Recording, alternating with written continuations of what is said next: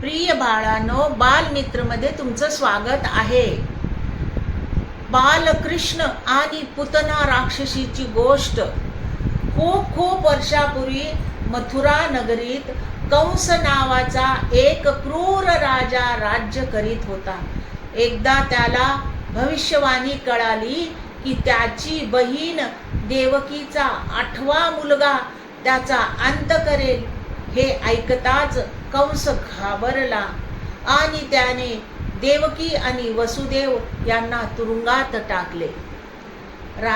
काळ गेला आणि भगवान श्रीकृष्णाचा जन्म झाला.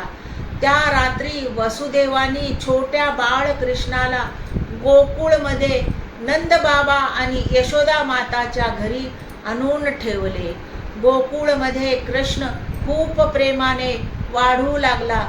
पण कंसाला जेव्हा कळाले की ते बाळ जिवंत आहे तेव्हा तो खूप घाबरला. त्याने अनेक राक्षस कंसाला मारण्यासाठी पाठवले. त्यांच्यात एक भयंकर राक्षसी होती, पुतना राक्षसी. पुतना खूप कपटी होती, कुणाचाही वेश धारण करू शकत होती. कंसाने तिला सांगितलं, गोकुळमध्ये जा आणि त्या बाळाला मारून टाक. पुतनाने सुंदर स्त्रीचा वेश धारण केला आणि ती गोकुळमध्ये आली. तिचे रूप इतके सुंदर होते की सगळ्यांना ती देवीसारखी वाटली. कुणालाही तिच्यावर संशय आला नाही. ती हळूहळू नंदबाबाच्या घरी गेली. त्यावेळी यशोदा माता घरकामात व्यस्त होत्या.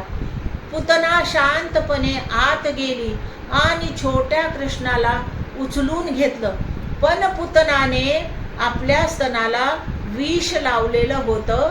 ती कृष्णाला विषाचं दूध पाजून मारणार होती. छोटे बालकृष्ण सर्व काही जाणत होते. ते हसत हसत पुतनाचं दूध पिऊ लागले.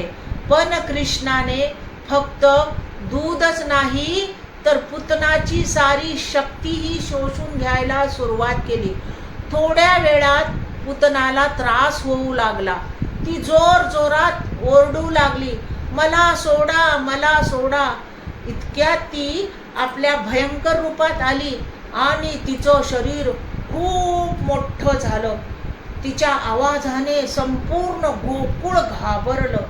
काही क्षणातच पुतना जमीनवर कोसळली आणि तिचा अंत झाला. छोटे कृष्ण तिच्या अंगावर हसत खेळत होते. हे पाहून यशोदा माता आणि नंदबाबा खूप घाबरले आणि धावत धावत ते कृष्णाजवळ आले. त्यांनी कृष्णाला उचलून मिठीत घेतलं. यशोदा माता खूप घाबरल्या होत्या, पण कृष्ण त्यांना पाहून हसत दिलासा देत होता.